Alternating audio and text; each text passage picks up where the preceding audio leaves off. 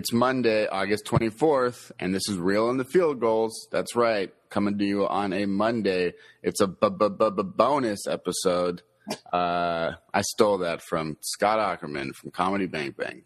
That's just full disclosure. I don't want to steal anything without giving proper credit.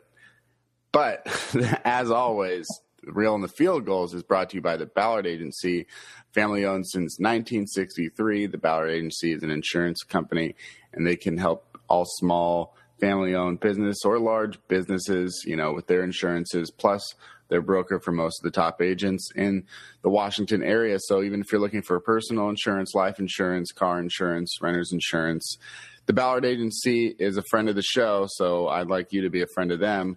You can find them at ballardagency.com or call them at 425-454-3510 and just tell them that Field Goals sent you.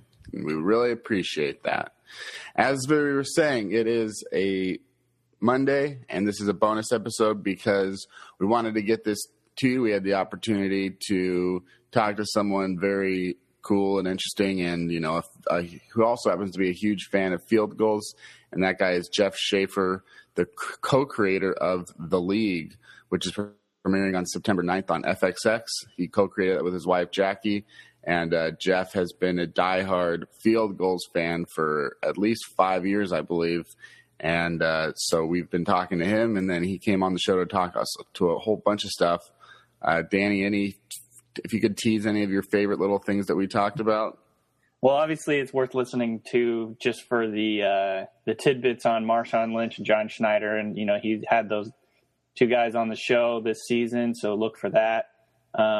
Obviously, being a former writer with Seinfeld and Curb Your Enthusiasm was a lot of fun to hear his kind of anecdotes about those two guys, and just how some of his experiences in the movie industry. And so it's a little bit Seahawky. It's a little bit just entertainment, sort of Hollywood talk, and it was just a lot of fun. He's a really funny guy, obviously.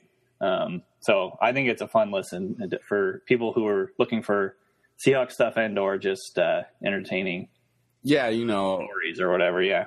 I'm a pretty big comedy geek. I know you are too, and so it was really we had questions coming from both sides because he does have unique experiences of working with NFL players in ways that most people never have, because he's really directing them, and a lot of the NFL guys, I know he said that they're better than you think when it comes to improv and acting and stuff like that. So that was pretty cool, but also me and Danny are just huge fans of the movie that he made called EuroTrip. Yeah. So we talked probably for a good 15 minutes about EuroTrip, but I think this is a great listen that people should listen to and share, and a unique opportunity. So we're going to go to that real quick. That's an interview with Jeff Schaefer of The League. Just hitting on a couple Seahawks notes today, so you know that this is still a current event Seahawks podcast. I know that they've been talking to Evan Mathis, a guard from the Philadelphia Eagles, as well as center Samson Satele, who is scheduled to make a visit. Any thoughts on those two players? Well, I mean, obviously Evan Mathis is more of a big fish in terms of, he's been all-pro, Pro Bowl type caliber guy. He's older now, he's 34, but he's been, a really good player in the league for a long time. So he would be a big get for the Seahawks in terms of, offensive line depth, probably as a starter, obviously. And so, it's interesting to see he's kind of messing around on Reddit this weekend, kind of teasing / hinting at the possibility of coming to Seattle, interacting with fans who are talking about bribing him to come to Seattle. And it was interesting. We'll see what happens. Obviously, nothing's happened yet. His agent, Drew Rosenhaus, said on the radio this morning that they're going to make the choice this week. And Mathis was saying something along the lines of his range for, his goal for the salary would be somewhere around $3.5 million with incentives. So, if he's a Pro Bowl or All Pro, he would get salary bonuses type things. And so, how does Chip Kelly's offense and in terms of the offensive line, is it a solid fit to just work right in there? Because Mathis wasn't really a Pro Bowler until Chip Kelly came around, I don't think. Yeah, Chip Kelly's system is similar to the Seahawks. They run a zone-based system. They do, I think, I mean, I don't know enough about it to speak like an expert, but I know that they're very much predicated on athleticism and movement skills, and Mathis has that. The Seahawks do the same thing. I think the chip system is a little different. They're a little more spread out, and maybe potentially a little like quicker hitting, if that makes sense. Like they get the passes out really quick. But I think he would be a perfect fit just because he's been running in the zone scheme before. He's known, I think, as a zone blocker. So it would be a pretty quick acclimation period, I think, for him to come in here and figure out what's going on. If the Seahawks decided to cut Jermaine Kearse, and would they save that full $2.5 million? And maybe would you think that maybe having a guy like Mathis at this point would be more beneficial than having Kearse? It's tough, obviously, because offensive line is kind of like the main area for need for the Seahawks, but it's not like the receiver group is necessarily stacked either. You want to have guys who have experience in the system, who've proven that they can play. And it, like, especially in with so many injuries happening during the year, it's like if you have one guy get hurt, like if Baldwin gets hurt, then who you running with, Right. So I think they probably won't release Kearse, but that would be one way of doing it. I think the thing that Davis has mentioned, Davis Sue, has been just like restructuring one of the stars, like contracts, like Richard Sherman or Earl Thomas, and kind of converting something into salary bonus so they can clear up some cap space, because then they can prorate it over a couple of years, So that would be probably the route they went if they decide to sign Mathis. In terms of getting some room, they probably won't release someone like Kearse. Instead, they probably would restructure someone's contract to make room. Yeah, and Satele being a center, I've not heard great things about his play. Does that speak more to the fact that maybe Drew Nowak or some of the other guys are perhaps more disappointing than originally would hope for? Yeah, my thought when I first saw that was basically along those lines, like, maybe they're not too happy with things at center position, how they've looked, and this is kind of one of those things where it's almost like a panicky move, like, shit, we got to get someone in here. Right. Satele, he's a journeyman. I haven't looked up recently like what he's done, but I know that, he's played for the Raiders in Tom Cable's system. So he knows the system. Obviously Cable knows him. I want to say he's been in Indianapolis where they run a different system. They run more of a power based system. So, potentially some of the bad things you're hearing about him are based on him being in a system that wasn't necessarily his greatest fit. So, he'd be interesting in the like veteran backup / potential for a starter type of role. Yeah. Kind of like a Paul McQuiston, like, get this guy in because he knows the system and he can run it and not be a total liability. Yeah. But I'm not necessarily excited about the prospect. I think it does say that like they're not too happy with what's going on at center. Right. So that's pretty much all the biggest updates. We'll talk about the Kansas City game later in the week. We're going to have a different kind of reel in the field goals coming up on this Thursday. We'll be introducing some news. It's reel in the field goals news, I guess you could say. Probably the first thing would be that reel in the field goals is going to be working under a bigger podcast network where we're going to have a few more other types of shows and bring you more content. And the name of that is K&D Radio.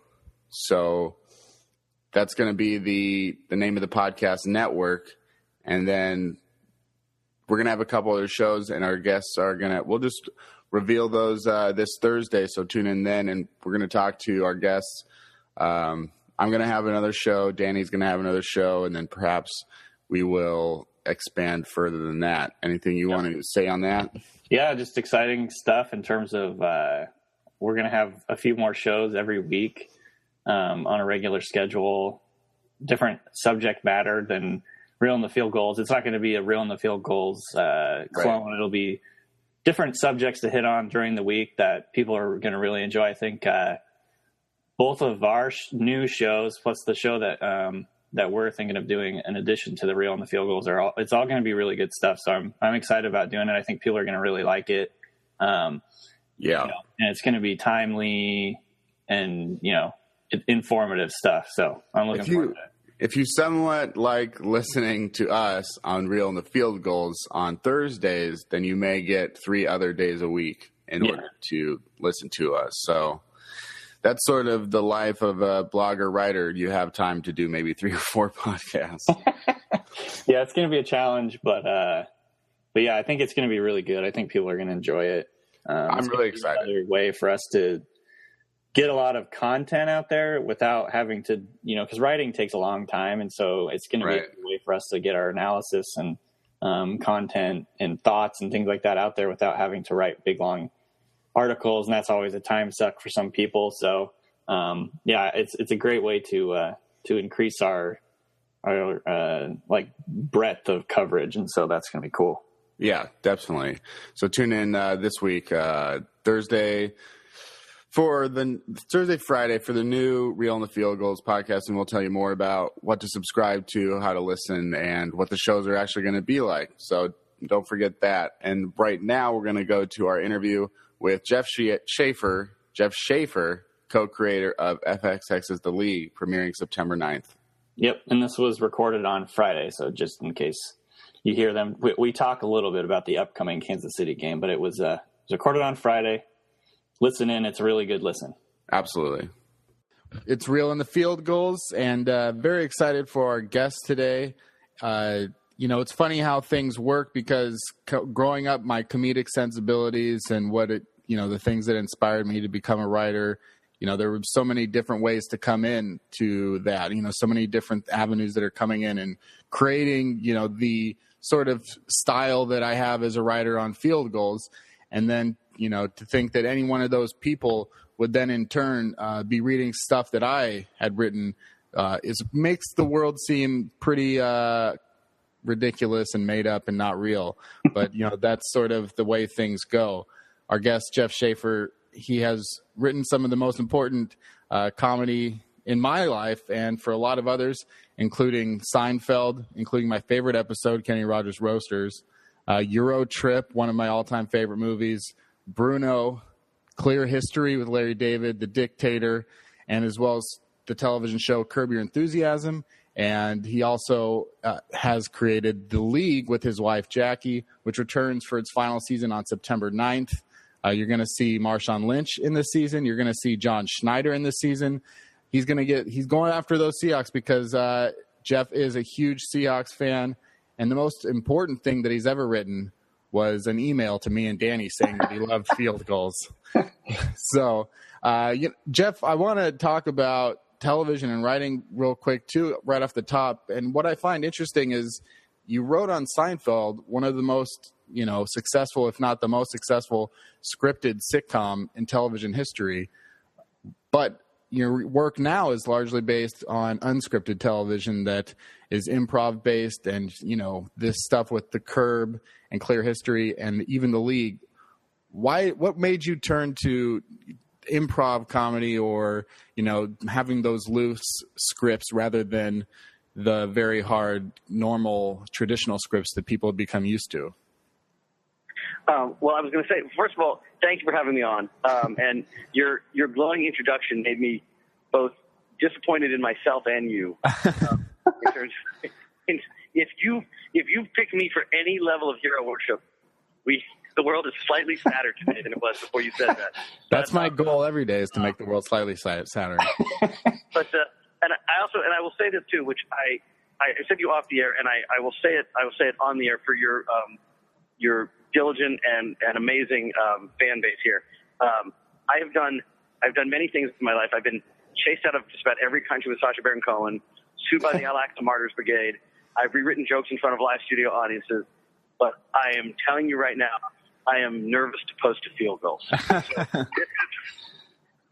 I really am. And so this is, I think, going to be a watershed moment for me. I'm going to break the ice. I'm going to talk to you guys. I'll talk to everybody. And then maybe, just maybe, I will have enough balls to start posting. Wow, that would be amazing. Oh, man. But to answer your first question, the difference between Seinfeld and Curb and The League is really minimal, writing-wise. they're all written the exact same way, which is coming up with funny ideas and then figuring out how to structure them, which is usually done on a dry erase board where we do what we used to call comedy geometry and try and figure out how all the stories intersect. And then for Seinfeld, you spend a few days writing it because once you know what the stories are and what they're going to be, the jokes sort of almost write themselves. And the only difference with Curb and the League is that Curb, we don't write as many of the jokes, although you have a list of things you want to do on the day. And the League, we sort of do somewhere in between. But like the writing part is all the structure. The dialogue's easy. So it's all the same thing, just you sort of beating your head against the wall trying to figure out how to make the story work. And in fact, Larry David, we actually drew a line in one of the dry erase boards. Like if there's like 4 columns, like partway through the 4th column, we just drew a red line because every time we get to that part, he would go, "This one's harder than all the others, right?" He would go, you literally did it every time. And that's the way it is. So it's as you're figuring out, Kenny, writing's tough, right? So and it's more fun doing it on the show. It's more fun to collaborate with a whole bunch of people on the set than it is to sit in your room and wonder what's going on a Yahoo homepage instead of writing. Right. Is there any sort of, I'm trying to think of the right question, but, well, let's just say with Seinfeld, I said my favorite episode with Kenny Rogers was Kenny Rogers Roasters, and you work with, for the most part, you work with 2 writing partners, Alec Berg and David Mandel. So when you come up with an episode like Kenny Rogers Roasters, how does the collaborative process work for you guys? Where does it start and where does it end, and what piece did you have to do with something like that, for instance? Okay, well, that's an interesting one. I can tell you from Kenny Rogers Chicken Roasters, that was like 3 years in the making. So my brother used to live in New York, and he lived in the Upper West Side by the Empire Hotel, which is now a sort of like chic hotspot hotel, but before then was just a sort of beaten down hotel with a giant red sign. And he lived across the street from it. So this giant red light would just power through his window all the time. I love that this is a true story. So that's funny. And so it was just on the board of ideas. We had this thing called the big board of bad ideas. And it was just, red light bothers Kramer. And we're like, what are we going to do with it? Is he going to have a dark room? What's going on? And so, but it just sat there for literally, I don't know, my first 2 seasons of Seinfeld. It just sat on the board. And then we went to New York with the Seinfeld gang, and we were in New York like before the season to just sort of get a feel for the city again. And it was a Kenny Rogers Chicken Roasters that was in the news because it had opened up below like a law firm, and the cooked chicken waft was like going to a vent right into their offices. So they hung up a sign that said, "Don't eat here." And then all of a sudden it like started to come together that this episode. So these 2 parts of this episode started to come together. It's like, oh, okay. And then the one other thing that happened was we were walking on the street. Alec Berg and I were walking down the street in New York, and we run into a guy from college we hadn't seen in a while. We're like, "Oh my God, how are you doing? This is amazing. We haven't seen you so long. Do you want to grab lunch?" And the guy's like, "Yeah, sure. Let's go grab lunch." So we're grabbing lunch, and we're asking how he is and what he's been up to. And he tells us all about this great new job he just got. I'm like, "Oh, that's amazing. When do you start?" And he's like, "I started yesterday. I'm actually supposed to be there right now." And I was like, "What are you doing?" I'm like, "Oh, I haven't seen you guys. Have lunch." You're idiot. You're going to get fired. And that was the final piece. So all 3 of those things had to sort of happen before we realized, okay, the red light's bothering Kramer. Kramer's going to put up a sign that says bad food. Jerry's going to feel bad because he doesn't want his friend to get fired, so they're going to switch apartments. And that's how. So literally, it's 3 things that happened to me funny. Over the course of 3 years before we finally put it all together for that show. That's great. I'm going to switch gears a little bit here because I love EuroTrip. Like, it's funny that I didn't even actually put it all together until like a little bit later, but I was like, holy crap, the guy who does the League does EuroTrip. Like, that movie was one of my favorites growing up, and is actually like, I went to Europe after college, and like I had so many experiences that made me that connected me to EuroTrip. So anyway, I wanted to ask you, did you write Scotty Doesn't Know, the song? The song, there was a band, they were friends of ours in a band called Lustra who did the music, and and they sort of we went back and forth with them with verses. So we took a stab at some, they would take a stab at some, and then we put it all together at the end. And the amazing thing of getting Matt Damon, we were shooting in Prague, and it was basically, we were not that big a budget movie. Yeah. We shot everything in Prague, everything, even the Ohio. Ohio was Prague. Every little thing you saw was in Prague. So we didn't have a real big budget. So luckily other movies were shooting in Prague. And Matt Damon was there for this movie called The Brothers Grimm. And oh, wow. So we bumped into him, and he's so funny. He said he had just quit smoking. So in his words, he had swelled up like a tick. He was sort of bulked up for the thing too. We're like, hey, you want to be in the movie? He's like, yeah, I'll do it. What am I doing? It's like, here's what you're doing.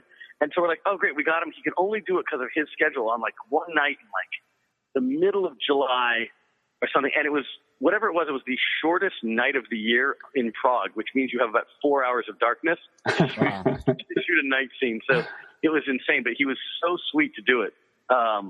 And he still, I bumped into him. He's like, you know, I was Ripley in The Talented Mr. Ripley. I was Ryan in Saving Private Ryan. And all I do, I walk around the street and people go, Scotty doesn't do it. Yes. It was one of the best cameos of all time. I mean, nobody expected it, and he was playing so against anything that we had come to expect from Matt Damon that it was really mind-blowing. I think that's obvious why people would still – and it was just a catchy-ass song, so you always think of it. Yeah. Those guys wrote a good song. That's so funny. I love that.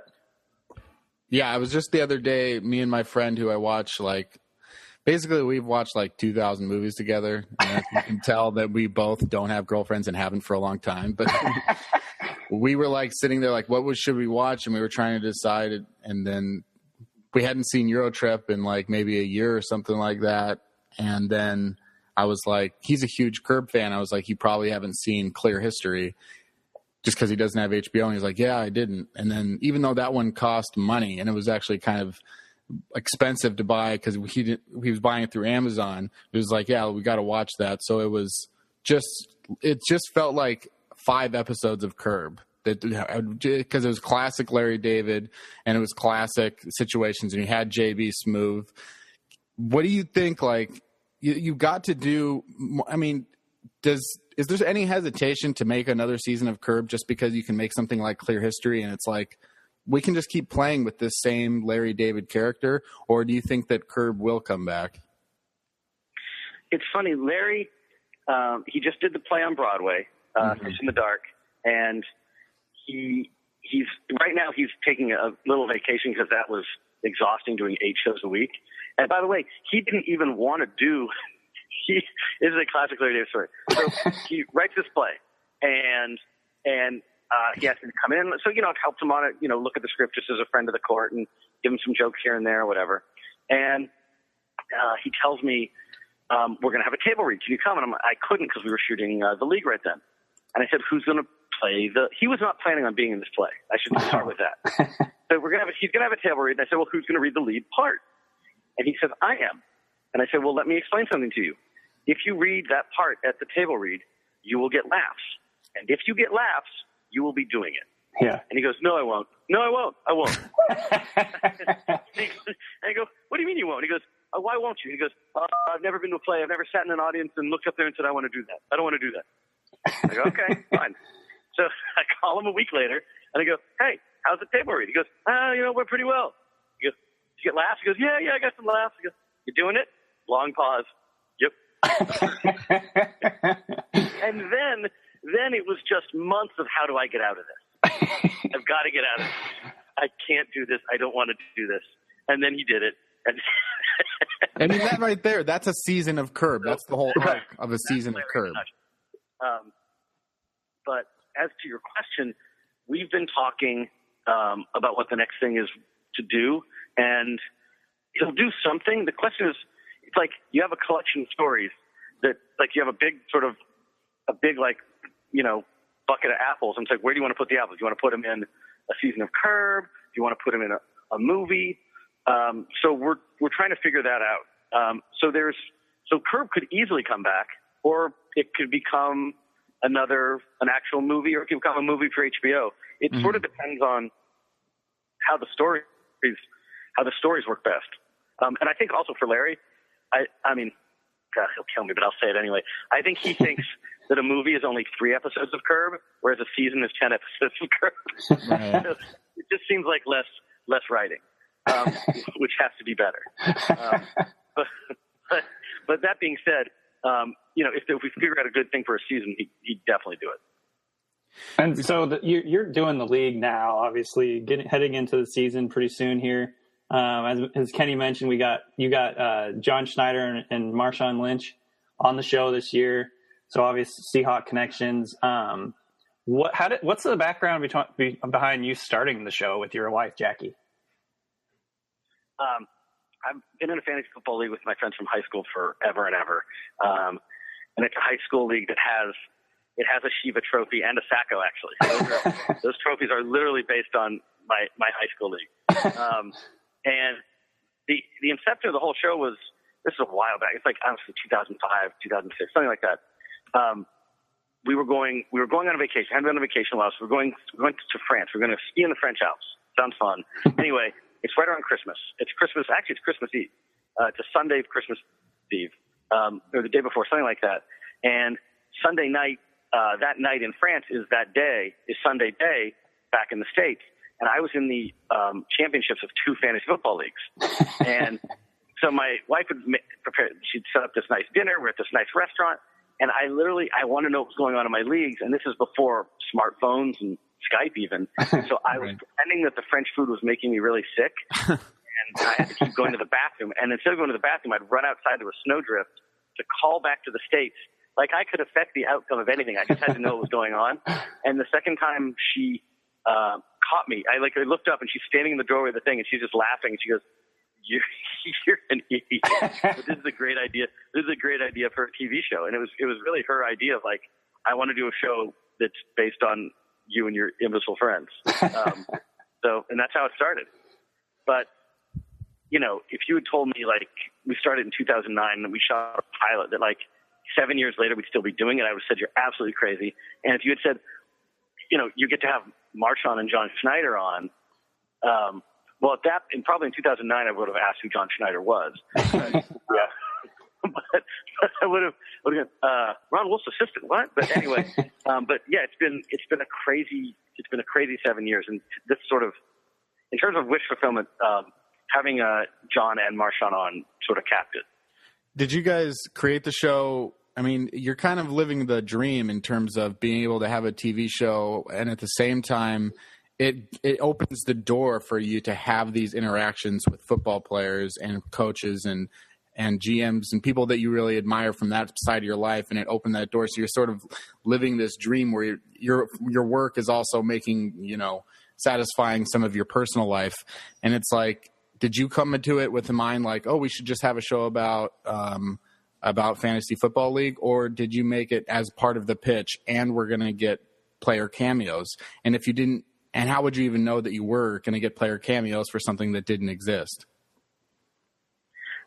We never thought we would be getting this level. When we first started, we're going to do a show about old friends, and the best way and what friends are really like, which is not what you see in like a show like Friends, where people say you're my best friend, which my friends never said that to me ever. And maybe I'm just not their best friend, but I also think that's sort of more accurate. So your friends, your oldest friends are just your friends because they've been your oldest friends forever, and they just, follow you around like a bad credit score, and that's what it is. So we wanted to do something that was a little more accurate, and the best way to do that was with a fantasy football league where people could actually be really confrontational and super petty and super fun. So that was the start of it. And then it all just started with the first episode we got Antonio Gates before we'd ever even aired.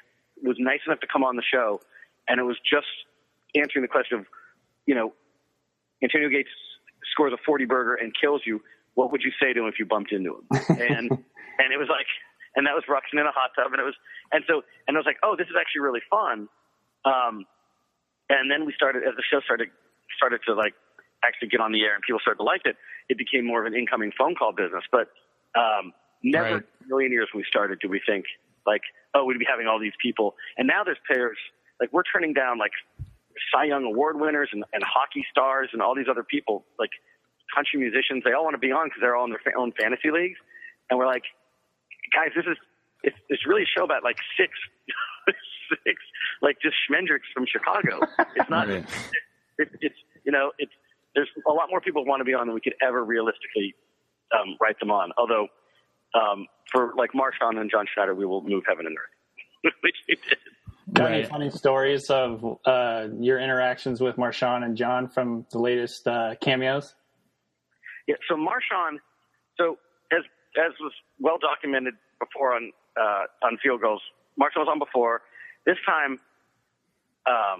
we knew what we wanted to do. We knew we wanted to do a scene about the play. And so we wrote something up and we sent it to Doug Hendrickson, his agent. And we just said, hey, before we go any further with this, is this something he's ever going to want to do? And the answer came back like, yeah, he'll do that. I think it's funny. He'll do it. Like, okay.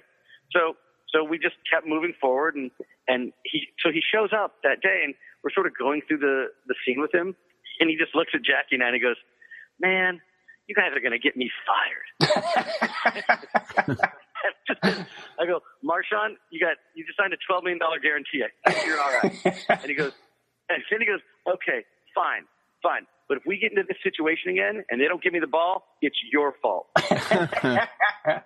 Oh, that's classic. And yeah, he was a delight. I mean, the other funny thing about the scene, so he hangs out with Taco. Yeah. Now, Taco's played by a guy, John Lajoie, who can do many things. Sing, act, flash animation, video edit, everything. But as a Montreal-born Quebecois, understanding football is not one of the things he can do. He has no idea. He comes out of his trailer, we're about to shoot the scene, and he comes up to Jackie and I and he goes, hey, I thought the scene was funny and stuff, Kevin getting caught on fire and everything.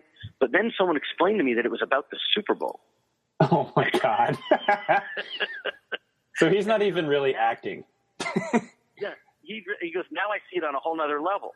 And he's not a dumb guy. He just doesn't know anything about football. Right. And so it's amazing. And by the way, so he's, spending 3 hours on the beach with Marshawn, and Marshawn loves him. Can't get enough of him. Cannot get enough of John Lajoie. He just thinks he's he's like, Marshawn's like, are you high right now? Are you high? And John, they hit it off. I mean, the show I would like to do next is Marshawn and John Lajoie on a travel show. That'd be awesome. Travel on the road. It would be amazing. You would be a cult hero if you could get Marshawn to do a show. It's amazing. He's so, he's really like a jubilant, fun, he's super easygoing. He stays later, signs autographs. People come out, couldn't be nicer. I mean, it's so different from what the media sees. And, and I asked him about it before, and he just goes, I got nothing to say to them. Yeah. And it was that simple. But again, you ask questions about, I asked him about the new offensive line. And again, this is end of June, so it's just after OTAs and stuff, which, right. Yeah. And he's like, he just goes, they're just pups. It just doesn't even yeah. And, but I'll tell you, the one thing I was like, so what are you doing in the off season? He's like, working out. I mean, he went after that, he went back and he was very dedicated, which made me very happy. He was working his butt off this off season, which I think he did last season too. So hopefully it means as many good things as it did, last year. Yeah. He was very serious about his conditioning, which was great to hear. How did you finagle John Schneider into coming on the show? So John, we had Jay Glazer on the show, and Jay told us he knew we were Seahawks fans, and Jay is friendly with John, and so we got an email one night like, I'm hanging out with the Schneiders. You got to get him on the show, and I guess Paul Scheer had come to Seahawks, to a game with Rob Riggle when Pete Carroll invites people. I think Riggle came with Will Ferrell, and I think Paul came, and John, I guess, watched the show and was talking to Paul and you got to get me on. I'm funny. And so then it was last year, San Francisco game, the home San Francisco game. Steve Rannazzisi was performing downtown and he was there too. And we ended up, we were on the field before the game and his assistant, Sarah, John Schneider's assistant was like, John wants to meet you guys. John wants to meet you guys. And he came over and started talking to us. We're like, it's 25 minutes before kickoff. You must have more for us. like, as a fan, I'm thrilled to be meeting you. And as a fan, go away from me. Yeah. do anything but talk to me. We have to beat the 49ers. So we met there, and then during the Super Bowl week, actually ended up meeting him at a Super Bowl event. FX will send us to the games, to the Super Bowl, which has been amazing because my team has actually been in it the last years. Right. But so we were talking, and we had a actually really nice conversation about where we sort of figured out that Larry David is my Ron Wolf. I like that. Yeah. So, and we were talking about, having a mentor that you really respect and that you actually got to work with and all that kind of stuff. And one thing to make very clear, I'm not Larry David, by the way, and John Schneider is a better GM than Ron Wolf. But and then he has the charity, Ben's Fund, mm-hmm. and we donated a speaking part on the league to raise money for that. Oh, cool. And we just do that. We just sort of, he kept going, I'm funny. Like, I'm telling you, I'm funny. We're like, I know you're funny. I've seen you in the championship belt. You're funny. And then we're like, okay, look. And then once the draft was in Chicago, and our guys on the league are from Chicago, we knew we had to do an actual NFL draft show. And we wanted our guys to mess with the draft. And then the trade for Lockett happened, and we're like, so we sort of put it all together and basically wrote a scene where the guy from the Seahawks who's supposed to be bringing the card up gets knocked out by our guys through a whole bunch of other stupidity that I won't bore you with here, but you'll see on September 9th. And biggest wish fulfillment of all, Steve Ranatisi actually has to finish the trade with Schneider. Like, he gets the card in. That's awesome. And Schneider, by the way, was funny. He was really good. It was really interesting. Like, he cuts together great, and it's like you will not feel like, oh, this is a someone from the sports world doing the scene. It really feels authentic. He was really good. The one thing that was interesting is we needed him to go like yell at Kevin and go, get up there. Because so we basically shot him in the Seahawks war room, mm-hmm. Talking to Steve, who's in Chicago at Draft Town, and we kept needing to get more anger at him, and he's like, I don't do that. And it's like, what do you mean? In the draft, you never get anxious? He goes, our draft room is everything needs to be chill. There's reggae on. Yeah. The TVs are on silent. They turn it on after they make a pick. If anyone's super stressed out, they have to leave. Literally incense, reggae, and chill. And we're going, that's great. We need a high pressure situation for our comedy show. So you need to yell. But it was really interesting. And the other thing that was super cool was, for the Lockett trade, we wanted more complications. And he's like, we tried with other people before we hit Washington. I was like, really?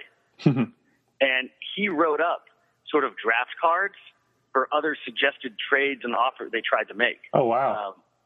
Which was really cool because he's like, what you see, like a little look, and then he sent them to us I have this email from him, and whether he was just helping to fill it out to make it authentic or whether these are real, I'll leave up to you. But it was like the Colts had the 65th pick, and that's when they wanted, and we were offering 95, 130, and 167 in a 2016 sixth. There was a Jacksonville one. Again, it's 67. They were offering I'm literally reading this thing. It's offer the 95th, the 130th, and a 2016 second rounder. That's sweet. Wow. And then they had 3 offers for Washington before they settled on the one they got. Wow. So he had all these. He's like, "Okay, I'll write the cards up for you." I'm like, "You don't have to." Okay, great, thank you. And it was so cool that you see how he was working, which is he knew when Tyler Lockett was going to go, right? And they just kept pecking away right there at the top of the third to get him. And I think we've all seen now once again how right they were, right, and how much Does it? How much that's going to help.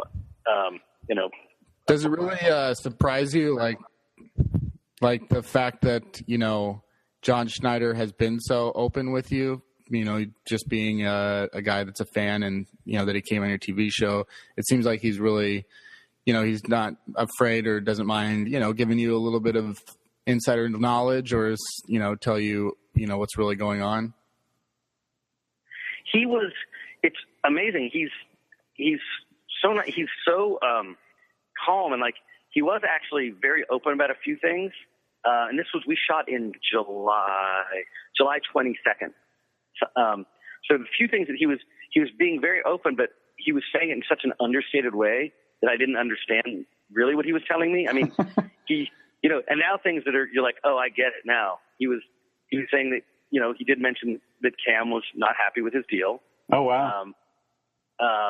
And, we talked a little bit about people that might have to, the Tony McDaniel being a cap casualty we talked about a little bit, it's just like, wow. Was someone going to have to come or go? And the weirdest thing is, right, I can ask him any question I want, or I have the opportunity. Like, what am I going to ask? You get to, been a fan of the team since the beginning. You get to ask the GM of the team anything. The first question I asked him is, I literally just blurted out. I don't know why. I go, why no Chris Myers at center for a year?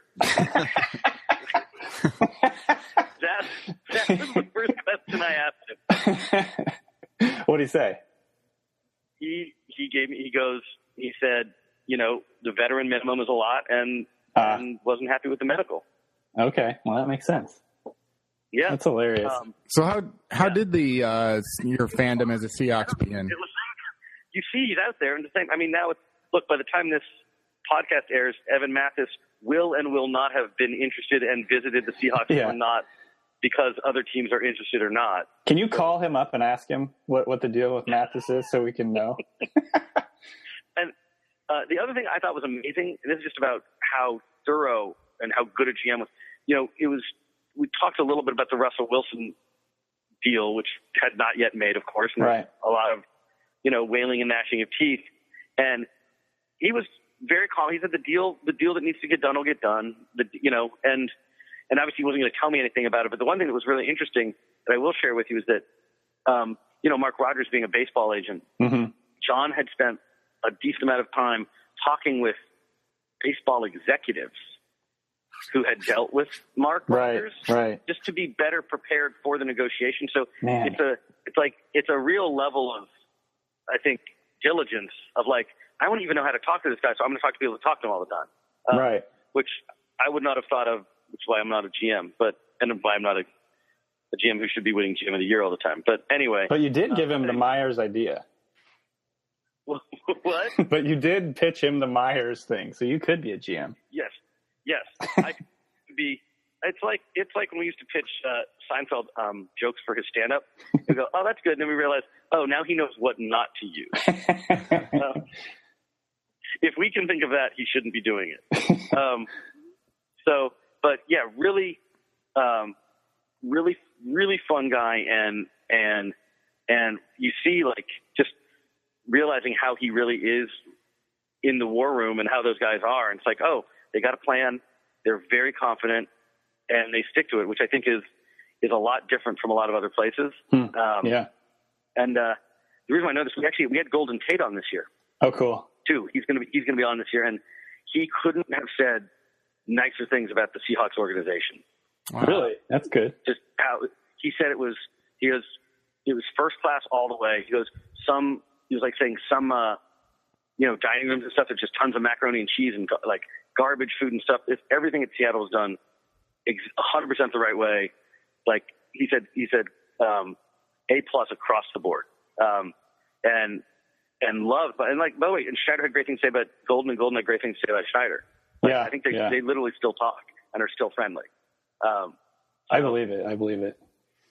Yeah. So did you grow up in the Seattle area? I get to be a little fly on the wall for some of this stuff, which is super cool. That's awesome. So did you grow up in Seattle and rooting for the Seahawks, or did you choose fandom at will?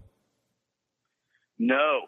Fandom was thrust upon me. 1976. I grew up in Tacoma. Oh, cool. And when they started, I was 6. Those were my football formative years. and it's like I imprinted on the Seahawks. And so, my family moved to Ohio a few years later, but I was always a Seahawks fan. And so I was the only kid like outside of Cleveland with a Seahawks helmet. Yeah. Like, I mean, for years, and you couldn't watch the games. Obviously, you have to like watch the late games to see the scores or wait for the next. And I always liked them. And then when I came out to Los Angeles and I started working on Seinfeld, I was like, I'm 25 and I have a good job, and so I did the logical thing and I bought Seahawks season tickets. Nice. I've been a season ticket holder since '95. Wow. But not all good years. The Seahawks have been like the other team in someone else's story for so long.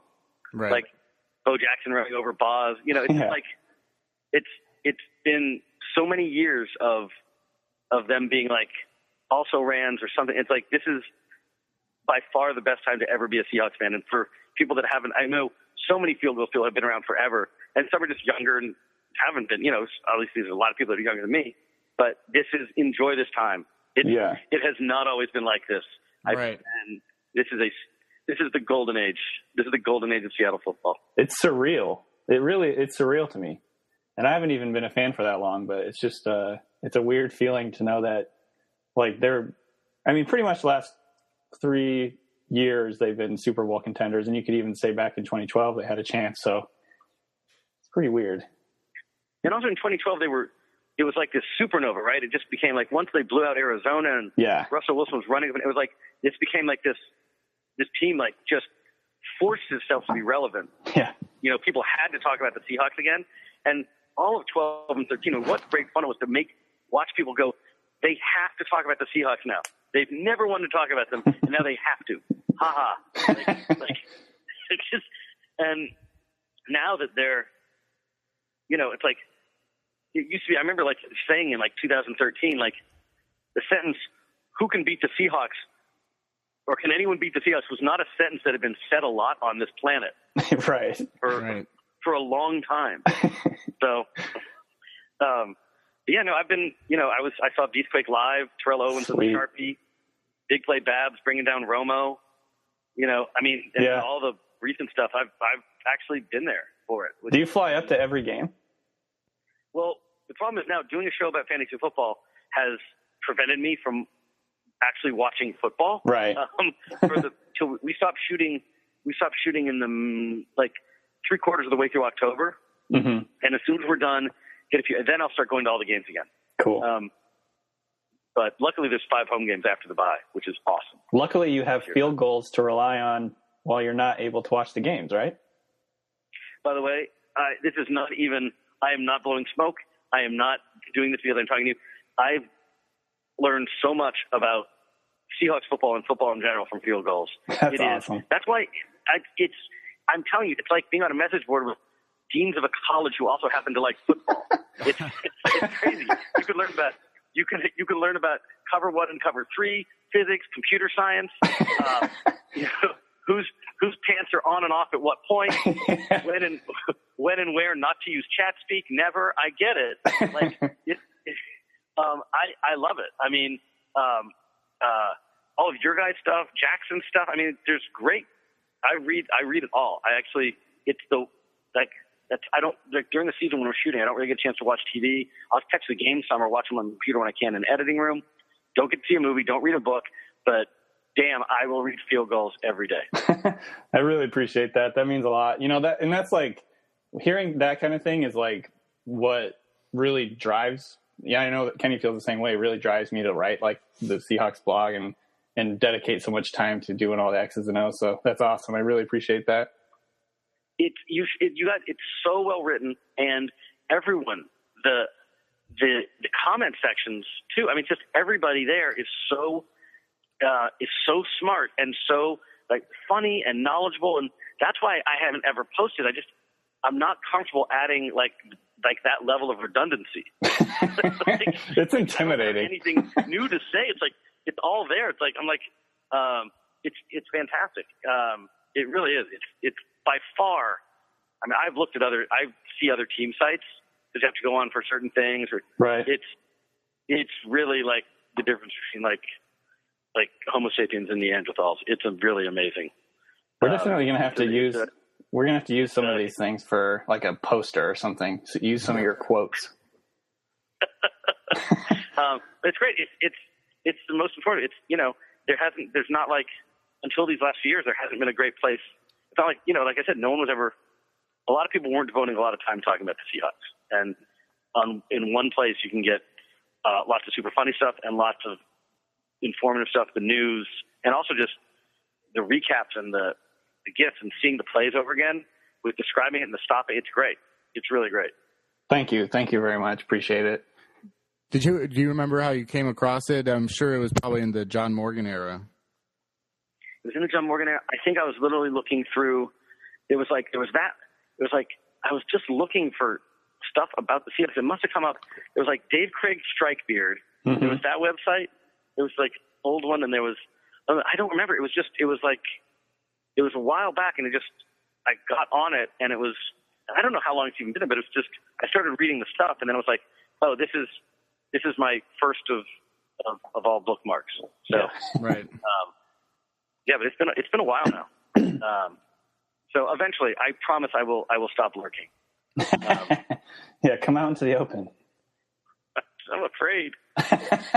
With some of the fact that you've been a Seahawks fan for so long and now you're so heavily involved with like agents and players and stuff like that, have you had a chance to meet anyone that made you kind of starstruck? It's funny, like I've been actors and could I just work with them? So I have no starstruck nature with dealing with. I've gotten to work with, everyone from Mike Myers, Jim Carrey, Jerry Seinfeld, Sasha, like Larry. That stuff is work and it's fun, and you're sort of I never feel anything of like, oh, this is wild. Football players and stuff, though, on the other hand, I do get a little starstruck. That's funny. Yeah, it's that one because you're like, I don't know. To me, it's a much cooler thing. Right. Especially, I think I think we have a lot of cool personalities now, obviously, but especially like those that 2000-ish and up to 2005, like I've met Walter Jones, and like I think that if I were to work with someone like Matt Hasselbeck, I don't think I could do it. I think that I would be too intimidated because he is like my favorite football player of all time, and I also think that he's also got a personality, and he's actually a funny guy and self-aware. I mean, are there players like that for you from the Seahawks eras? And like, have you ever tried to get Matt Hasselbeck or thought about it? Yes, we did try to get Matt Hasselbeck because we were doing, what we were going to do was, it was something about bald people. And so we were probably doomed before we started, but we quote unquote couldn't make the schedule work. He's funny. Yeah. We wanted to do something with, I know what it was. Paul Scheer, Andre, who is, bald or balding. Yeah. Was saying that he wasn't bald. He had clear hair. And then he's like, I have plenty of hair. It's just clear hair. And we wanted to get Matt Hasselbeck to also come in and also talk about how he had clear hair. We couldn't get him to. It was also in the early days when no one even knew what the show was and stuff. Right. But now, what a great team! This team is like, I say, it's like Animal House. It's like Russell Wilson is Hoover and Marshawn's Bluto, and it's like, and it's like this. They're such like, we're really spoiled. They're smart. They're funny. They've got personalities. I mean, it's such a team of personalities. Oh yeah. Michael Bennett, who we desperately wanted to get on the show this year. We were trying to do that. Like, we've tried with Richard, with Sherman before. He actually we were almost having the League of Boom camping trip that got in the way.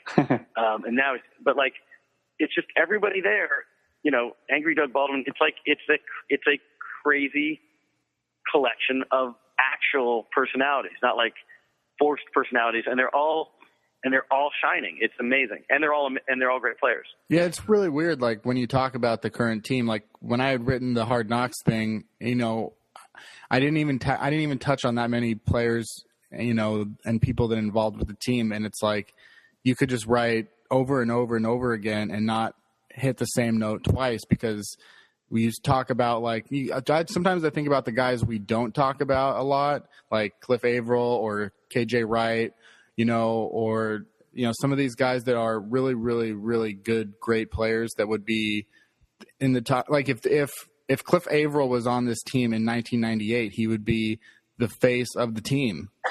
Right. And now he's like the 12th best player on the team. That's so true. By the way, Michael Bennett, so one of the funniest things, this was an interview, I don't know. They were like, they're telling him, Michael, what's your greatest fear, Michael? And he said, my biggest fear is that I'll be drinking water from a fountain and someone will push the back of my head and I'll break my teeth. That's specific. And it's like, that's such a hilarious specific fear. They have a name for that? I don't know. They got to. Oh, man. Xenophobia. It's crazy. It was like, that's really funny. He's a funny guy. Oh, man. But you know who else? I was going to say, you should get Earl Thomas to go on, too, because he's like, I think he's clinically insane, I think. There is some music pulsing through him that he feels, I don't know, it's amazing. I hope, now that shoulder, he's supposed to be 100% back now, right? They're just taking it. Yeah, that's what we heard. Like, Pete Carroll said he's pretty much healed up. I think they're just being careful. Yeah, I mean, there's no reason. These preseason games, he doesn't need to play. And I'm hoping, but by the time this airs, the second one, the Kansas City game will happen. Hopefully nobody got injured. It's such a bummer. That's the most important stat. Yeah. 0 injuries. And also, especially for this team, when you actually think about, I mean, yes, preseason games matter to see and check on players and see who's better than whom and who's performing, especially the rookies. But the way that Seattle plays an actual game, like a real game, which is so different. It doesn't matter for preseason. It's like, because a typical Seahawks game, first quarter, we squandered some opportunity. Right. How they get the lead, it's a little close. Second quarter, all right, we're in the lead, but we're keeping it way too close. What are we doing? And then every time, the third and fourth quarter, like the other team just gets ground down like an herbivore's molar, and then boom, all of a sudden you look up and you're up by like 16 points. Right. Yeah, they just broke, and obviously that style of play does not translate in the preseason when lines are shuffling in and out and you're just testing people. Yeah. So that's why I don't I guess worry about the preseason that much, except I pray that no one gets injured. That's a really good point. That's actually something that we talked about on Twitter a little bit. The Football Outsiders Almanac came out the other day. One stat that was really interesting and really telling for the Seahawks is they were number one in offensive and defensive DVOA in the fourth quarter. They were the number one team in both. Like, that is grind you down football. Like, you said it. Like, exactly. Wow. So the stats bear it out, because that's always been my impression. Yeah. Like, I just know being at, I know what the feeling I have at halftime all the time is, which is we're better than this. Why aren't we showing it in the score? Yeah. And then it finally just, there's a big play here and a big play there, one on offense, one on defense, and then boom. But it has been fun to watch some of these some of the new players, like ones I've been I want to watch, like, tonight, which is, I guess, 2 days ago, whatever. Seeing McGill again, seeing Dion Bailey. Yeah. Hoping to see a little consistency from Ty Smith. Yep. Yeah. The first game, it's like, here's a big breakup, and then the next, and what a huge cushion. And just, I don't know, I guess just learning how to play. Yeah. He's pretty good. Without like betraying, obviously, any sort of trust between, the conversations that you have on the inside or whatnot, have you ever asked John or maybe Jay Glazer or something about some of the things that did happen this offseason, like the trade for Jimmy Graham or the controversy around Frank Clark? Everything I did ask, everything that I've been told was exactly what they told everybody. Yeah. Nothing, there was no deviation. I think they were telling 100% the truth. The Jimmy Graham thing, they were talking and that came up. Is everyone on the table? It is. They didn't start looking for Jimmy. And the Frank Clark stuff is exactly what they did. They had done they did all their research and put it to bed. I'm actually, both my parents went to Michigan, so I'm actually in for college. I'm a huge Michigan fan. So I actually been watching Frank Clark for a while. And, there was, what's his name? Jake Bryan, who, was always the guy you would watch. And he blew his knee out. And then but every time you'd watch, who's this other guy? Yeah. He was impressive. And boy, was he impressive in that first game. I think, there's a real difference. I mean, just looking at the difference between, I know they can play, they're versatile, so they play both, but the difference between Frank Clark and Cassius Marsh, does Cassius Marsh look too slight to anybody else? Yeah, he looks a little thin. Like he didn't have much ballast in terms of, he was easy to move around a little bit. He did look a lot more explosive off the edge to me though than he did last year, so that's encouraging. But I think I wonder, because he's kind of fluctuated in weight so much the last couple of years. I wonder what they'll have him land on eventually. Well, it seems like at the weight he's at, just looking at him, I mean, and this is just the eye test. It's like, you'll chase down people and hopefully you can get around the edge, but can you hold up at the point of attack? Right. Like you're just going to get moved around. I think they probably use him as like a nickel third and long type of guy. You know what I mean? Like just a pass rusher, Leo, like pure Leo.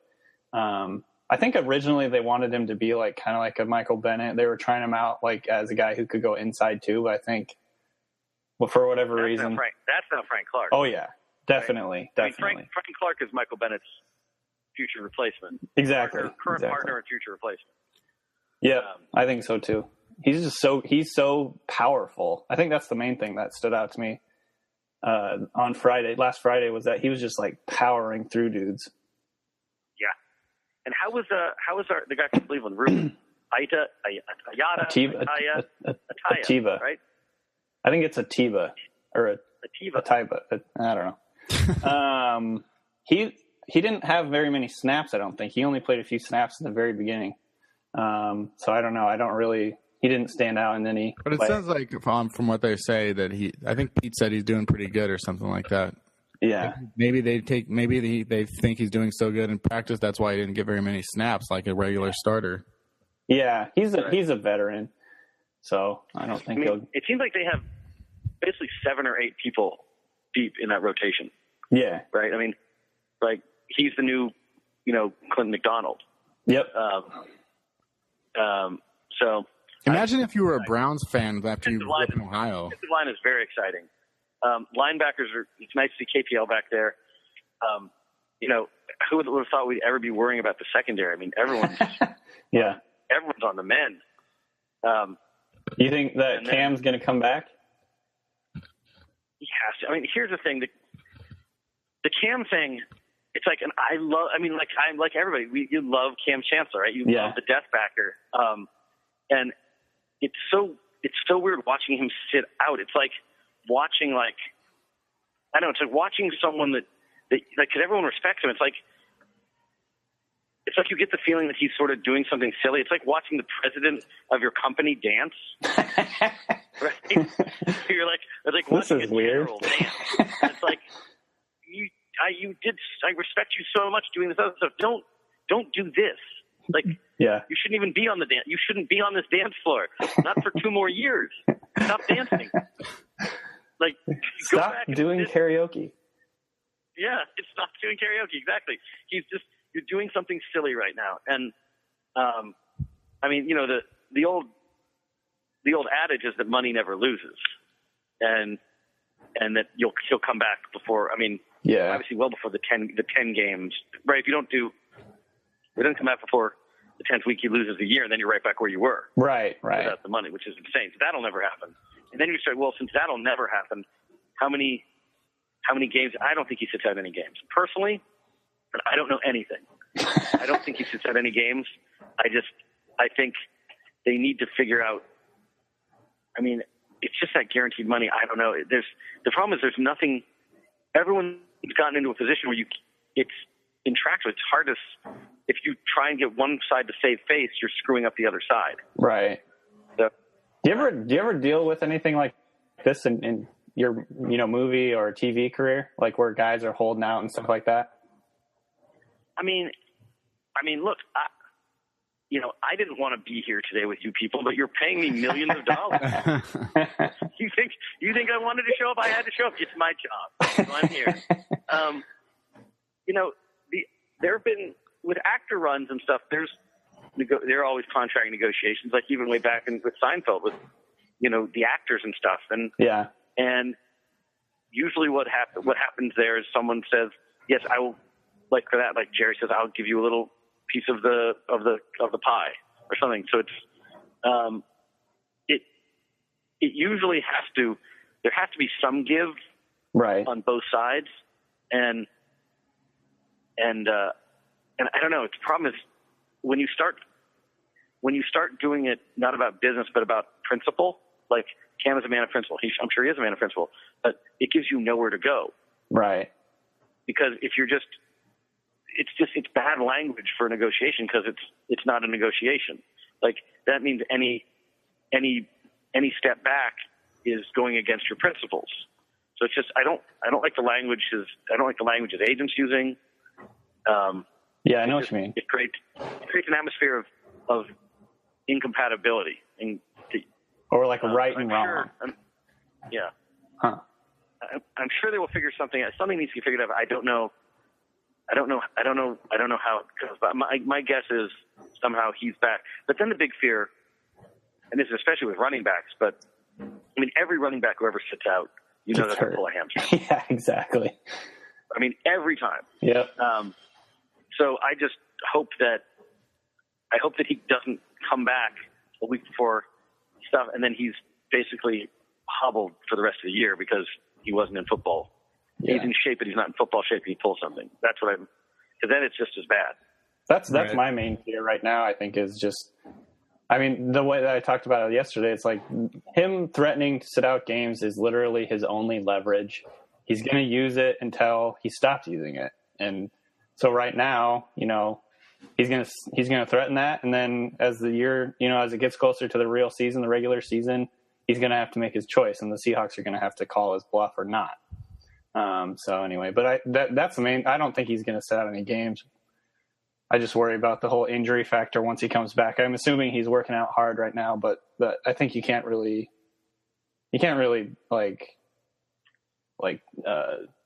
simulate training camp in regular or preseason by yourself. So should be interesting. Yeah. No, it's exactly like, I mean, you can't simulate those change of directions, I think. Right. It's like, I mean, the only thing I can compare it to is every season of the league, we finished the season, and I don't know how we did it. I don't know how it happened, but it happened somehow. And then you don't know how it's going to happen again. And then you go like, well, this year I'm going to get all the scripts written before we start shooting. But it's hard to do without the pressure. So then you go, and that's the problem. It's hard to simulate pressure. Yeah. And you can try to trick yourself and you go, well, how about this? Maybe I can simulate 80% pressure. Can I work like, instead of being scared to death, we're not going to have something to shoot tomorrow. What if I'm like 80% of that? Yeah. But you can't. And then you sit around until you get closer and you do stuff, but it's not quite done. And then when you really have to, you do, but it's hard to pretend like you're going to fail terribly the next day. The sense of urgency is a lot different. Yeah. It's really hard to simulate that. I think it's the same way in camp. It's hard to simulate, like, I'm going this way, now I'm going this way. Yeah. Yeah. So, I don't know, but I love him, and I don't want him. I don't know. It's just like I don't. Like I said, it's just it feels. It's not the way anyone wants to see Cam. It's icky. Right. Yeah. I would ask if not to go. My apologies for going back to your TV career a little bit, but I'm kind of curious what your favorite episode of Seinfeld, Curb, and The League is. Maybe that you hold personal, or for whatever reason, the one from each show that you like the most. It's like picking your favorite Seinfeld episode is sort of like asking to choose among your children. You said you liked pressure, so I figured I'd apply it. Which is easy, my first one. So that one, like the most I hold is the first one because it's just like, oh my God, we're actually on the show, and like ideas that we had are actually now on television. What was the script or the idea that got you in the door? Eating pot eating out of the trash. It was Jerry with the gymnast and Kramer with the kidney stone. That was the first one, and the second one was regifting. Oh, that's funny. The label maker was the second one we ever did. Yeah. And that's probably my most fun memory, because Seinfeld was not written like other shows where everyone sits in a big room and writes together. Larry and Jerry wisely wanted you to come up with your own ideas and write your own stuff. You're a writer. So you sat in your own rooms. It was like independent study. And you come up with ideas, and then you put them on the board, and you show them the board, and you go, I think this is the whole show. And they go, everything you have there, that's the first act. Think of more stuff. And you write the script, and it would go into Larry and Jerry's office. And then pages would come out rewritten. And you go to see, like, oh my God, how much of my stuff do they get rewritten? And it was our second episode, and we brought it in there, and they go, oh, we'll read this at the table. Uh-oh. And it was like, oh my God, we're not going to get fired. Like, this is great. yeah. Like, we can do this. That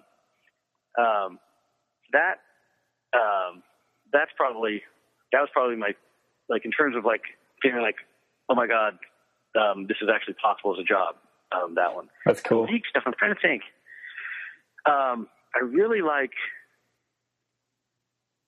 different things for different reasons. I really like the first Mr. McGiblets episode. Oh, yeah. We introduced the big character of Mr. McGiblets. That was actually the Antonio Gates show. For other reasons, like, just because no other show on the planet could ever do this, like, there's an episode from season 4 where we had, I know, the show ended with Deion Sanders walking into his apartment and finding Seth Rogen and Jason Mantzoukas making a porno in it. And the simple fact that we had Deion Sanders, Seth Rogen, Jason Mantzoukas, and an actual porn star in a scene together is just something you don't ever get to see a lot. And Seth was so funny. He's like, we actually kept Deion out of the apartment before, so he didn't know what he was going to come in to see. And Seth and Jason are there in, like, in these Mayan outfits, and they're like, I'm like, so he's going to come in and he's going to be pretty shocked. And Seth goes, is he going to hit us? And I just go, Seth, you know what? I don't know. Action. It just happened. But there's a lot of, I don't know, it's so funny thinking about, like, it's like each one just sort of feels like it was never going to happen, and then it somehow happened. Yeah, I don't know, it's been a lot of shows now. What's your favorite part of EuroTrip? What was, like, the thing that, like, still makes you laugh? The Hitler kid. Oh my God. Yeah. Hitler kid. I could not believe what I was watching when that happened. We were dying. In the credits, the end credits with all the bloopers, you can see me teaching. Oh, that's all awesome. Right. I remember that. 5-year-old poor Czech child. Goose stepper. How to do this. That still really makes me laugh a lot, because it's just like, what? And Fred Armisen. Oh, yeah. Oh, God, yeah. Miss Goosey. Really, he was so great. Yeah. Was he even on SNL at that time? What was that? Was Fred Armisen even on SNL by 2004? Yes, he was already on. Yeah, he's great. I think my favorite line and the go-to line is, a nickel, I open up my own hotel. Okay, by the way, interesting thing about that. So we wanted that guy, that waiter in Slovakia or whatever, to, like, in Bratislava, to say that line and then and bitch slap the owner. Yeah. And the guy who was, and you're in the Czech Republic, and he was like, the guy who was doing that one line was like the Dustin Hoffman of Czech cinema. And he's like, I do not slap with the back of my hand. I would slap with the front of my hands. He's character acting it. Yeah, and he's like, my character. I'm like, character? I don't know. You're, like, here for the day, and it's just funnier if you do. So we make up this big thing about how in America, this is called and it was half true and half just, this is called a bitch slap, and it's what a pimp will do to one of his hoes, and it's the biggest sign of disrespect in America, and to get, like, just this long, like, us having this discussion as the clock is ticking with this very difficult actor because we wanted him to bitch slap him. He went Daniel Day-Lewis on you. Totally. Yeah, he did everything but cobble his own shoes. So, that line almost didn't happen that way. Man. I loved the. This probably wasn't my favorite part, but whenever I think of that movie, I always think of. I don't know his name off the top of my head, but the guy who jumps off and he goes, "Hey, where's the beef?" Because I had a "Where's the beef" T-shirt when I was a kid that I used to wear like all the time. So I don't know why that just always tickles me. Rade Slobodan. I can't even pronounce his last name. He's in like Guy Ritchie movies and stuff. He's in Snatch, the crazy Russian guy. Exactly. Boris the Blade. Yeah. Boris the Blade, exactly. Crazy thing about that. So we were shooting in an old communist barracks. That's perfect. Outside of Prague, and it looked just like that. And that's funny. We scouted, and it looked great and everything. And then we got there, like on the day we were going to shoot, and the Czech art department people proudly said, they go, "Do not worry, we cleaned everything up." I'm like, you don't understand. You don't understand. You need it to look like that. Put it back. There's like a hand just laying there on the ground. Oh, there's the dog. Yeah. That's it. So creepy. It was literally like you could still see old Russian newspapers in the rooms. And oh my god! It was just like they left it. Their total ghost town. Yeah, I think what's so fun about that movie is that there's so much of it is grounded in reality. Like especially for me and Danny at that time, I was 3 years out of high school, so it was grounded in reality. You had the backgrounds of like American Pie and Road Trip, and it was like you could relate to it, and it felt like it was a real movie. And then out of nowhere, it would become surreal, and it would be like, well, that doesn't make sense in the real world, and that's like the things of a nickel being enough to open up a hotel in Eastern Europe. Or like, I love the part as well where they run into the soccer hooligans, and then he starts singing "My Baby Takes the Morning Train," and that song became like, we started playing that song all the time after that movie. Yeah. Oh my God, somewhere Sheena Easton is blushing. So the funny thing is, we wanted to make a movie that was like the movies we used to watch, like when you were staying at a friend's house and their parents were asleep and you were stealing their liquor. We wanted to make that kind of like R-rated teen movie that like people could watch, and the amazing thing, like talking to you guys, is that it actually worked. People actually like found it and watched it, and like we used to hear that, like, oh my gosh, all these people, like there was a generation of people that we never got to talk to until like now they're like, like below us, that like all watched this movie growing up. It was honestly like it's funny because I went to, like I told you earlier, I went to Europe like backpacking after college, and I very vividly still remember this one time talking to a friend when I was there, just this random girl that I had met there, and she was talking about how they got stuck somewhere random, like in Italy, kind of like by I don't even know where, but then so they were trying to get on this bus, and the guy didn't speak English, and he was just like, blah blah blah blah blah blah blah Napoli, and then like all they knew was the word Napoli, and they somehow just got on the bus thinking, it's like the same thing with the whole Berlin. And so it was like nowhere near Berlin. Yeah. So we I remember on my trip we actually had that conversation. We were like, it was straight out of EuroTrip. Like the only word we understood was Napoli. We didn't know if they were going there, but we were just like, hey, Napoli, and we all got on the bus. And it was like perfect. Crazy. Oh my God! I'm glad. I want to believe that Vinnie Jones can actually open up beer bottles with his eye sockets. There's a lot of good cameos in that too, like Xena the Warrior Princess, and was that Amsterdam? God. She was. Yeah. God, we had to get her because no one. It was like we didn't have a lot of budget, and the war was going on, and SARS. If you remember SARS, so no one's flying. Yeah. To come see us, so we had to like. Unless they were in, like Jeffrey Tambor, who played like Scotty Depp, a movie there. So we were actually just scouting, and we ran into him in a hotel. We're like, hey, come in our movie. And then we put him in like a few days later because he had a day off. Xena, Warrior Princess, Lucy Lawless, was shooting something in Ireland and was on her way back to fly it back to New Zealand. We just told her to stop. That's awesome. Stop in Prague. It was really safe word. begging. And I'm not going to lie. If I've seen that movie 30 times in total, then I've probably seen the candy hot tub scene about 60 times. That, by the way, you've never seen more nervous people than doing the auditions for that scene. And we would do everything but at a certain point, someone's going to have to take their top off. And we're just trying as hard as only very few people that we thought would be perfect for it. It's just, we were just a mess, so nervous and oh my God, how do we do this? Right. I love that. She was. I also love the happy juice outtakes. For some reason that cracked me up. Because there's the Europeans have the weirdest sexual commercials. And I just remember that from being over there. It's when we were there in what was that? It was 2003. It's everything was still hard to find fruit. There had just been a big flood there. Everything was still weird.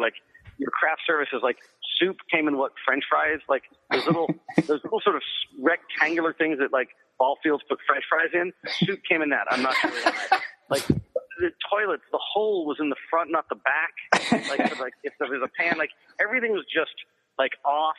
Because it was still sort of getting rid of shrugging off the Soviet stuff. It was a bonkers place, but so beautiful. Yeah.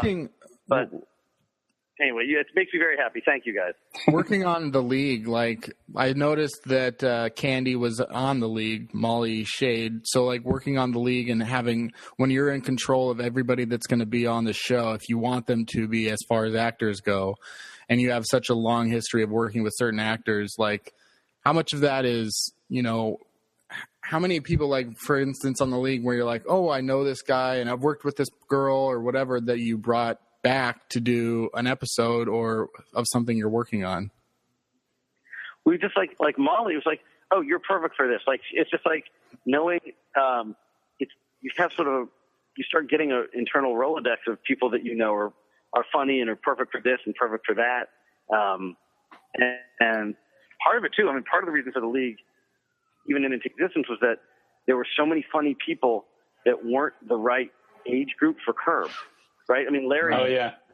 Larry's friends are a little older, and it's great for there's an amazing level of actors. There were all these younger, amazing improv people that we could never find a part for. Right. Yeah, that's awesome. And I was we should do a show with these guys, Nick Kroll and Jason and Paul, and they were super talented. There was just no one was really doing that. So, and everybody on that show has grown in such a massive way. I'm sorry, what? Oh, just everybody from when you guys started to now, everybody has gone on to do so much more and grown in a way. For Mark Duplass, coming on that show, not a lot of people knew who he was, and now as a director and actor, he's huge. We wanted to get people, all of them that knew how to make their own stuff. Mm-hmm. In the Fantasy Football League, you're making videos, and we wanted self-starters, and they came from Mark and Katie came from the indie world, and Paul Scheer and Nick Kroll came from UCB. Mm-hmm. Steve Ranazzisi was a stand-up, and Jean Lajoie basically. At that point, the internet was I don't know, 68% porn, 24% Jean Lajoie, and the rest was business emails. He just with all of his music videos, it was just oh, these guys know how to make things. Yeah. And that's what we wanted was what we call value added, right? They're not just going to say your stuff; they're going to also be funny enough to put their own spin on it. Yeah. So, and that's the only way we can do the show. We shoot the show in 3.5 to 4 days an episode. Okay. All on location, so it's an insane schedule. So if they weren't super quick, it would never exist. So what should people expect this year from the league in terms of anything that you can reveal as far as, where their favorite characters are going this year? Yeah, for the three people that are still listening to this, wondering what happened to Seahawks football, I would say yes. So, a lot of people that we haven't seen for a long time are coming back. Leslie Bibb, who plays Mark Duplass's ex-wife, she's going to come back in a big way, That's which awesome. is very cool, and start affecting things. We're actually going to see a lot of people that we haven't seen for a while. Will Forte, who actually is Nice. plays the eighth most wayward member of the league. He's going to come back. We're going to see what he's been up to. Rob Riggle is also back. Zach Woods, who's now in Silicon Valley, is coming back around. Shiva. Seth Rogen's coming back. Aziz Ansari. It's a big group. And what can I tell you? The season starts in April at the NFL draft, which we've never gotten a chance to do an off-season show. So we do that. And then Andre, who last won the league, he won the league and won the beach house from this guy Ted, who passed away. And then the beach house blew up. Right. So not only does his award is now basically he owes $150,000 due to fire damage to all the surrounding houses. So the prize is actually now a total financial burden. And this year, the loser of the entire league, the FACA, will get that house and have to pay. So yeah, it's a super fun season, having already shot stuff. And spoiler alert for the two remaining people that are still out there. This season will also feature a very funny idea from Field Goal's own Kenny. Right? Yes, I do have an idea that's going on in the league, and I'm very excited and grateful and I can't wait to see it. Yeah, same here. Funny idea. Awesome. Very funny idea. The idea that Taco is retiring from sex due to concussions, which is a very funny idea. We haven't shot it yet. We're in the process of figuring out that show because we're sort of halfway through. But super funny idea, and can't wait to do it. That's awesome. It's something that I'm very familiar with as far as being retired from having sex. But yeah, I think that's the whole show, and really, really happy that you came on today, Jeff. Yeah, sorry we kept you on for so long, but it was really, honestly, really fun to chat with you about all this stuff. So really appreciate it. Oh no, thank you guys. And hey, I have one question. This is one question for you guys, which is, I understand that the team is in cable coaches. They're great at run blocking. Mm-hmm. That's fine, and that's the primary directive and whatever. But why do they have to be so bad at pass protection just because they're good at run blocking? At a certain point, pretend it's a running play. Right. I guess I don't understand why they're so different. It's not like, I don't know. It's not like Mandarin and Cantonese. I know that I don't know. It's just, I don't understand why one is so poor when the other's good. I think personally, and that's a good question, and everyone kind of wonders the same thing. I think honestly, it's just a matter of it's hard. It's really hard to find guys that are good at both, and typically the guys that are really good at both are like first round draft picks. Even guards now are getting taken in the first round. So I think it's really honestly just a matter of it's just hard to acquire really good players at every position. First of all, the Seahawks are stacked at pretty much every position except for the O-line and wide receiver as well, technically. But I think it's honestly just that. And I think they value running and toughness and physicality and kick your ass type thing more than pass blocking. And it kind of goes to what we talked about earlier with the whole DVOA in the fourth quarter. They want to kick your ass, And so by the fourth quarter, you don't want to play them anymore. So I think that's kind of part of it. And honestly, I think it's harder to find guys that are good at both. It's just so they decide we're going to look at this first and foremost and try and teach them the other thing. So that's my take. It is frustrating. Yeah. All right. Well, thank you guys very much. I'll be reading. I'll be lurking. I may even be posting. Yes. But this was awesome. So fun. Thank you guys. Yeah, thank you. Seriously. Yeah, everybody watch the league on FXX, the 2XFX. Does FXX did they put all their comedy now on FXX? I think we may be the only comedy on FXX. FXX is us, and I think one other show now. They're trying to put all the comedies over there. They're slowly moving. Sunny's still going on, right? Yeah, that's going to be on FXX too in the spring. All right. Well, everybody tune into that for sure, especially, you got to see the stuff that Kenneth Arthur wrote. So you got to be there, tune in for that. But then you won't understand it if you don't know the league. So you're going to have to go back on Netflix and watch every episode and have yourself a good old time. So thanks again to Jeff Schaefer for coming on the show. Yeah, thank you very much.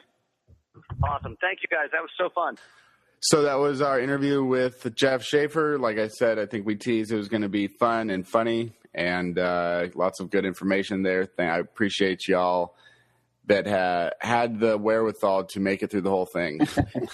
Yeah, to listen. I mean, obviously, I think a lot of people that are into sports are also into movies. So and TV shows and comedy and things like that. They're all kind of related. So hopefully people enjoyed that.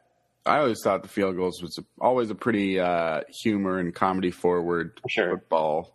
Not just the articles, but the community. It's all pretty humor forward. So, that was a lot of fun to do. And then we'll have to re-release or talk about it again, or maybe get him on when my episode of the league drops this year. Yeah, definitely. And that's awesome. And congratulations on that, by the way. That's freaking really, really sweet. And I can't wait for that. Thank you.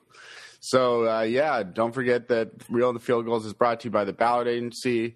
Go to ballotagency.com and tell them Field Goals sent you. And listen to us every week. And now it's going to be coming up a few times a week, perhaps. So just keep tuned for that. Follow at Field Goals. Go to fieldgoals.com. And we will hear you again in a few days.